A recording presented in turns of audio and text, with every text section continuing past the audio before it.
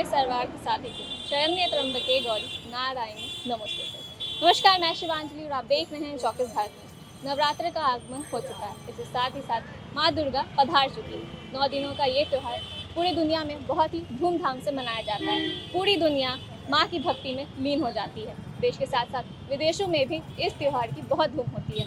बिहार में भी ये त्यौहार बहुत ही धूमधाम से मनाया जाता है। बिहार के हर जिले में हमें माँ दुर्गा की प्रतिमा की अलग अलग तरह के पंडाल भी देखने को मिलती है, जो कि अपने आप में काफ़ी यूनिक होती है। और अगर बात करें बिहार की राजधानी पटना की, तो यहाँ पे भी पंडाल बहुत ही यूनिक तरीके से बनाया जाता है, जो कि अपने आप में खास होते हैं और लोगों की नज़रें इससे हटती नहीं है। तो आइए चलते हैं और जानते हैं इस वीडियो के माध्यम से कि इस साल पटना में कौन कौन से पंडाल बनाए जा रहे हैं, इस पंडाल की क्या थीम है, ये कितने खास है और हमें माँ दुर्गा की अलग अलग प्रतिमाओं के साथ साथ इस साल क्या क्या अलग अलग पंडाल देखने को मिलेंगे, जिससे हमारी नज़रें ही नहीं हटेगी।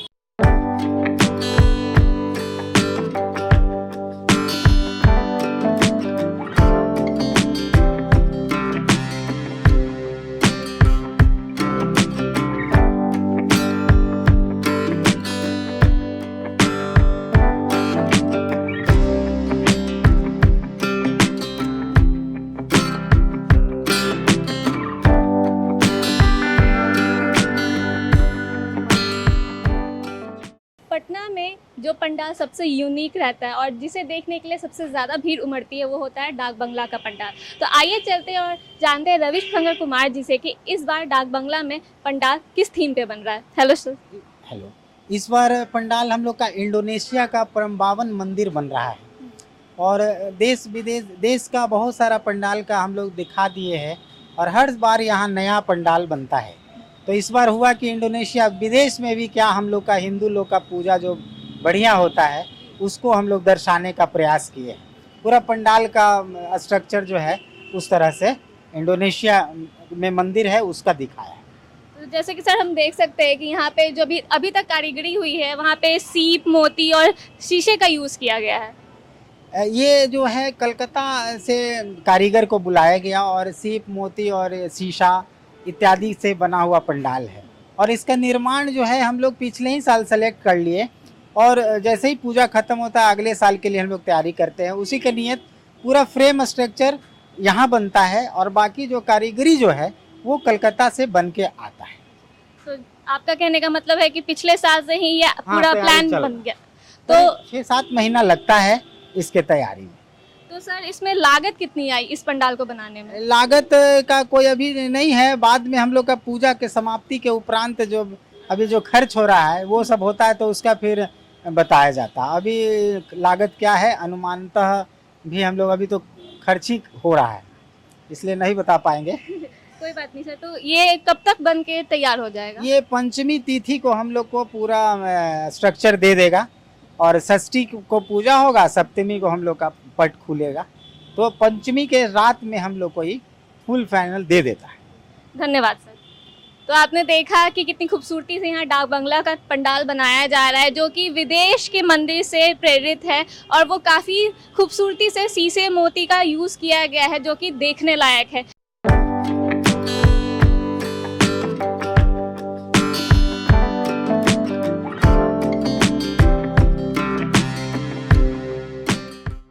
बाहुबली को तो पूरे दुनिया से प्यार मिला है, लेकिन लगता है कि अब इस फिल्म का खुमार बिहार में भी चढ़ गया है, क्योंकि पटना के खाजपुरा में बहुत ही मशहूर माहिष्मती महल की तर्ज पे इस बार दुर्गा पूजा में पंडाल बनाया जा रहा है। तो आइए चलते हैं और जानते हैं यहाँ के सचिव श्रमन जी से कि इस पंडाल में क्या क्या खासियत है और इस पंडाल को बनाने का आइडिया उन्हें कहाँ से आया। Hello sir. सर, इस बार जो ये पंडाल बन रहा है माहिष्मती महल, ये आइडिया आपको कहाँ से आया?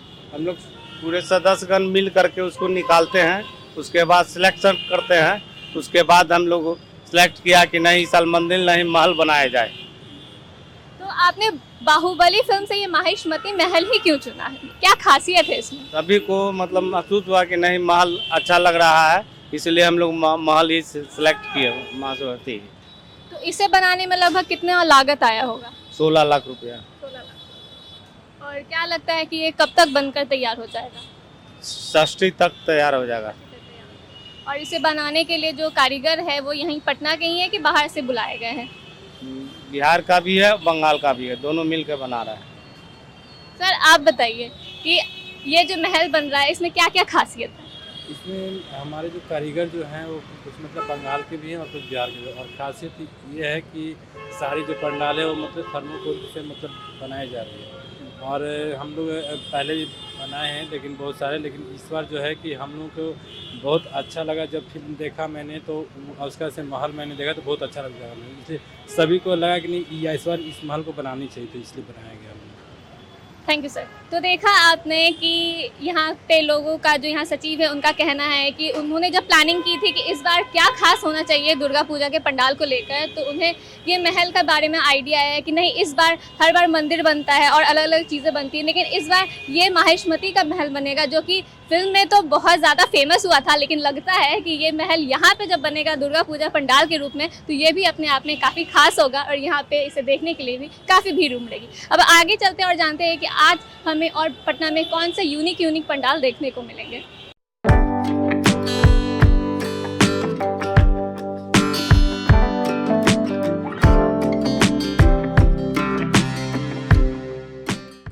जैसे ही हम यूनिक पंडाल की खोज में आगे पहुंचे वैसे ही अभी हम जगदेव पथ पे मौजूद है और यहाँ पे मैसूर का एक फेमस मॉन्यूमेंट बन रहा है। तो आइए चलते हैं और जानते हैं जितेंद्र जी से इस खास पंडाल के बारे में जो इस बार यहाँ पे दुर्गा पूजा के शुभ अवसर पर बन रहा है। Hello sir. सर इस बार यहाँ पंडाल का थीम क्या है? यहाँ पंडाल का थीम है जगमोहन पैलेस कर्नाटका का है। ये पहले वाडियोर राजा का महल वहाँ हुआ करता था। तो सर इस थीम पे ये पंडाल बनाने का आइडिया कहाँ से आया? आप लोगों ने कैसे सोचा कि नहीं इस बार यही सेलेक्ट करके यही चीज़ बनाना है? हम लोग वर्ष 1999 से यहाँ पे पूजा कर रहे हैं और हमेशा कुछ नया ही करने का कोशिश करते हैं। तो 22-23 साल में लगभग 22 तरह का डिजाइन हम लोग कर चुके हैं। इस बार हम लोग का ये मैसूर का या कर्नाटक का जगमोहन पैलेस ही हम लोगों को पसंद पड़ा, इसलिए इस बार हम लोग जगमोहन पैलेस ही डिसाइड किया। तो जो ये पैलेस बन रहा है जगमोहन पैलेस, तो इसे बनाने के लिए जो कारीगर है वो कहाँ से आए हैं? कौन डिजाइन कर रहा है इसे? ये मधुपुर के कारीगर हैं मोहम्मद समद, जो कि 25/8 से ये काम पे कर रहे हैं। लगभग 1-1.5 महीना हो गया इन लोग का काम करते हुए। तो ये अब कब तक बनकर तैयार हो जाएगा? ये षष्ठी को क्लियर हो जाएगा, फाइनल हो जाएगा और सप्तमी को माता का पट खुलेगा, उस समय पूरा फिनिशिंग का साथ ही खुलेगा। धन्यवाद।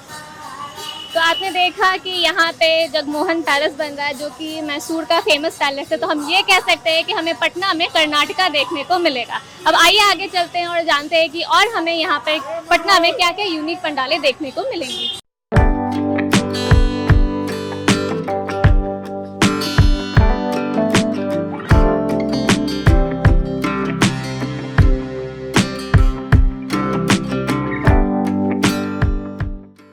नमस्कार, मैं निधि और आप देख रहे हैं चौकस भारत। अब हमारी टीम पहुंच चुकी है बाईपास इलाके में। जी हाँ, पटना के बाईपास इलाके के सिपारा में इतवारपुर है और यहाँ पे बन रहा है तमिलनाडु का मीनाक्षी मंदिर। जी हाँ, दुर्गा माँ का ये पंडाल तमिलनाडु के मीनाक्षी मंदिर के तर्ज पे बनाया जा रहा है और ये पंडाल जो है पूरे पटना का सबसे बड़ा पंडाल माना जा रहा है। इसके साथ ही इस पंडाल के साथ साथ बहुत सारी चीज़ें इस पंडाल से जुड़ी हुई है और क्या कुछ खास यहाँ के पे लोगों को, भक्तजनों को देखने को मिलेगा, आइए जानते हैं यहाँ के जो अध्यक्ष हैं उनसे। तो अभी हमारे साथ मौजूद है मुनील यादव जी, जो इस पूरे पंडाल का जो कार्यभार है वो अपने कंधे पर उठाए हुए हैं। नमस्कार सर। नमस्कार। सर ये जो पंडाल बन रहा है तो यहाँ पे जो कारीगर है वो कहाँ से आए हैं? यहाँ पे कुछ कारीगर मधुपुर से आए हुए हैं, कुछ बंगाल से आए हुए हैं और कुछ पटना के ही, बिहार के ही हैं। पटना बिहार। सर ये कैसे आपने कॉन्सेप्ट सोचा कि ये कॉन्सेप्ट पे हमको बनाना है? जी, मैंने सोचा कि यहाँ पे माता पार्वती का एक मंदिर है, मीनाक्षी मंदिर, तमिलनाडु में, मदुरई में। मैं उधर गया था घूमने के लिए, तो मैंने बहुत खूबसूरत सा मंदिर देखा। मुझे लगा कि नहीं, अपने पास जो पटना में लोग हैं उनको भी दिखाया जाए, यहाँ का जो अद्भुत नज़ारा है, जो खूबसूरती है ना, वो दिखाया जाए लोगों को। इसलिए मैंने सोचा कि बनवाते इस बार। तो सर यहाँ पे जो मैंने सुना है कि यहाँ लेज़र शो भी होने वाला है, तो उसके बारे में कुछ बताइए। यहाँ पे लेजर शो होगा, जो कि मुंबई से लेजर इंडिया की टीम आ रही है। वो यहाँ पे लेजर शो करेंगे, जिसमें 40 फीट ऊपर में आसमान में माँ दुर्गा महिषासुर का वध करेंगी ना, उसे दिखाया जाएगा। प्लस दिखाया जाएगा यहाँ पे कि जो शिव तांडव होता है ना, वो सब दिखाया जाएगा। रामायण का कुछ भाग भी दिखाया जाएगा लेजर लाइट के थ्रू ही। तो ये जो लेजर शो है वो कितने दिनों तक दिखाया जाएगा, कब से शुरू होगा? अभी अष्टमी, नवमी और दशमी 3 दिन के लिए दिखाया जाएगा। 3 दिनों तक दिखाया जाएगा। हाँ जी, 3 दिनों के लिए दिखाया जाएगा। सर आपको क्या लगता है कि ये जो पंडाल बन रहा है तो यहाँ पे कितने लाख लोग आएंगे, क्योंकि कोविड के बाद 2 साल बाद ये पूरा इतना भव्य तरीके से पूरे बिहार पूरे देश भर में हो रहा है? तो पिछले वर्ष भी हम लोग बहुत बड़ा पंडाल रखे थे जिससे लोग बहुत आए थे, जो कि 6 से 7 लोग पिछला बार आए थे। इस बार हम लोग को 15 लाख लोगों का टारगेट है यहाँ पे आने का उम्मीद है। कोशिश रहेगा कि सब अच्छे से यहाँ पे पूजा दर्शन कर लें। और साथ ही साथ मैं ये जानना चाहूँगी कि महिलाओं के लिए क्या व्यवस्था रहेगी, क्योंकि भीड़ काफ़ी ज़्यादा रहती है। महिलाओं के लिए यहाँ पे अलग से महिलाओं के लिए लाइन बनाया जाएगा जिसमें सिर्फ लेडीज़ लोग ही जाएंगे, और मेरे वॉलंटियर्स पूरे रोड में रहेंगे। पुलिस प्रशासन भी बल भी रहता है यहाँ पे, सबके सपोर्ट से आराम से सारा चीज़ हो जाता है। कोई भी महिलाओं को दिक्कत नहीं है, आराम से आके पूजा करती हैं।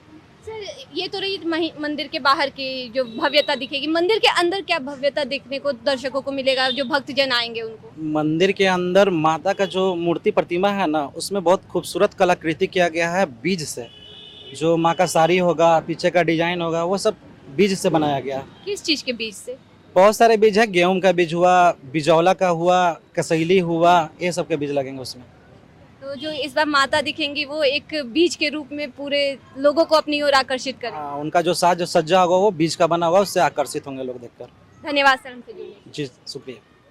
तो देखा आपने कि यहाँ जो मीनाक्षी मंदिर के तर्ज पे ये मंदिर बनाया जा रहा है, पंडाल बनाया जा रहा है, वो लोगों को अपनी ओर आकर्षित करने के लिए क्या कुछ नया कुछ ला रहा है। बाकी और भी हम लोग पंडाल देखने चलते हैं और चलिए जानते हैं कि पटना में और क्या क्या पंडाल बन रहा है जो लोगों को अपनी ओर आकर्षित करेगा। पटना के यूनिक पंडाल की खोज में अब हम आ चुके हैं बोरिंग कैनाल रोड के आनंदपुरी में, और यहाँ पे खुद आदि और अनंत शिव यानी कि आदि योगी शिव का एक बड़ा सा प्रतिमा बनाया गया है जो कि अपने आप में यूनिक है। वैसे मैं आपको बता दूं कि आदि योगी शिव जो कि तमिलनाडु में स्थित है, इसका नाम Guinness book of world record में भी दर्ज है। लेकिन यहाँ पे इस दुर्गा पूजा के पंडाल में यहाँ बनाने का कैसे आइडिया आया है, आइए चलते हैं और जानते हैं अखिल जी से। Hello sir. Hello ma'am. Sir ये जो आपने आदि योगी शिव का जो यहाँ स्ट्रक्चर बना हुआ है, ये आइडिया कहाँ से आया कि नहीं मुझे इस बार पंडाल में ये यूनिक स्ट्रक्चर बनाना है? जी ये हमारा जो आइडिया था ये हमने पिछले साल से ही सोच के रखा था कि इस बार हम आदि योगी को इम्प्लीमेंट करेंगे एज अपने पूजा पंडाल के थीम में। और जो पूजा पंडाल हमने बनाना स्टार्ट किया था वो हमने पिछले साल से किया था। तो उस टाइम हमने केदारनाथ का निर्माण किया था 2021 में, और इस बार हमारा प्लान था कि हम केदारनाथ को इम्प्लीमेंट करेंगे, तो मतलब आदि योगी को। तो ये हम लोग का प्लान था। और ये जो आदि योगी जो बनाए हैं वो पटना आर्ट्स कॉलेज के ही लड़के हैं, उन्होंने ही बनाया। उनका नाम सोम और तन्मय है, उनकी टीम है एक, तो उन्होंने ही बनाया ये आदि योगी का पंडाल। मतलब कि मैं ये कह सकती हूँ कि आप शिव के भक्त हैं। पिछले साल आपने केदारनाथ बनाया था और अभी आदि योगी शिव। तो सर ये जो पटना आर्ट्स कॉलेज के लोगों ने बनाया है, तो ये जो कलाकृति है इसे बनाने में लगभग कितना लागत आया होगा? ये पूरे आदि योगी को बनाने में अराउंड 2 लाख की लागत आई है। और जो भी मूर्ति वाले हैं वो सब अलग हैं, सारे कारीगर हमारे अलग हैं, कोई भी सेम नहीं। बस ये जो आदि योगी है इसके लिए हमने बस पटना आर्ट्स कॉलेज के लड़कों को अप्रोच किया था और उन्होंने इसे इम्प्लीमेंट किया। अच्छा, क्या लगता है कि ये अब कब तक बन के तैयार हो जाएगा? कल तक हम इसे पूरा पेंट वगैरह करके इसे कंप्लीट कर देंगे ताकि 2 तारीख से लोगों के लिए ये दर्शन के लिए एक आकर्षण केंद्र बना रहे। तो सर जैसा कि आप भी जानते होंगे कि आदि योगी शिव का नाम Guinness book of world record में दर्ज है, तो क्या ये पंडाल भी कुछ रिकॉर्ड दर्ज करेगा? जी बिल्कुल रिकॉर्ड दर्ज करेगा। फर्स्ट प्लेस तो हम लोग सोच के रखे हैं कि इस बार आना ही है, क्योंकि जब हमने पिछले साल पंडाल बनाया तो हमने 3rd पोजीशन पहले ही साल में एक्वायर कर लिया था पंडाल में। और बाकी हमारे जो डेकोरेशंस होते हैं वो हमेशा कुछ ना कुछ अवार्ड्स लेके ही आते हैं, लेकिन इस बार हमारा प्लान है कि पटना में टॉप फर्स्ट में हमें ही आना है। Thank you sir. तो देखा आपने कि यहाँ पे आदि योगी शिव का पंडाल बनाया जो कि काफ़ी खूबसूरत है, और यहाँ पे खुद शिव भक्त जो लास्ट ईयर जो है केदारनाथ का थीम का पंडाल बनाया गया था, लेकिन इस बार आदि योगी बनाया गया है। और ये देखना दिलचस्प होगा कि क्या ये भी आदि योगी शिव क्या कोई रिकॉर्ड दर्ज करता है पटना में कि नहीं।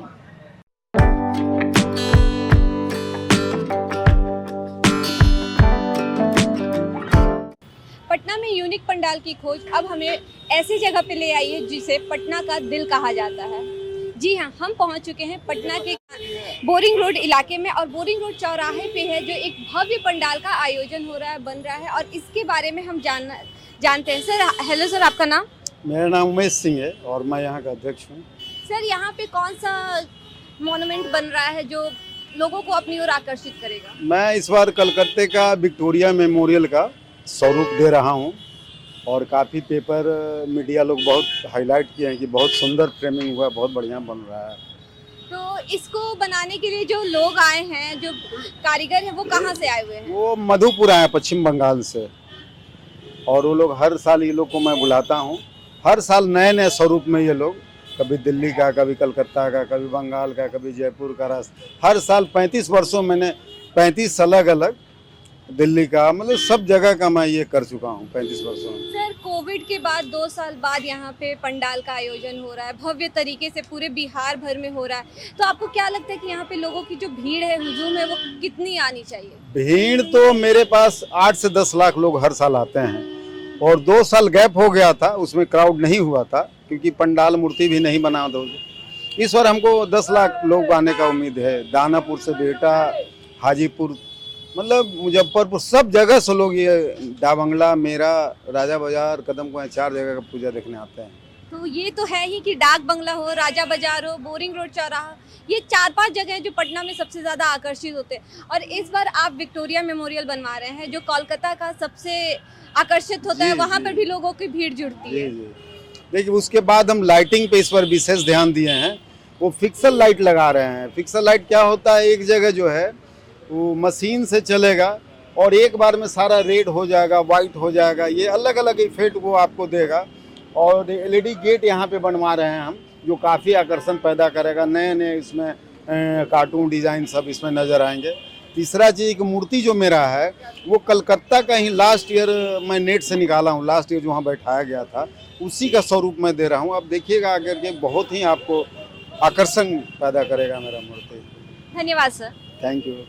तो देखा आपने कि पटना का जो बोरिंग रोड चौराहा है, जिसे लोगों का दिल कहते हैं, क्योंकि यहाँ पे लोगों के दिल भी धड़कते हैं और यहाँ पे बच्चे हो, फिर जो काम करने वाले हो, सब लोग यहाँ से होकर गुजरते हैं।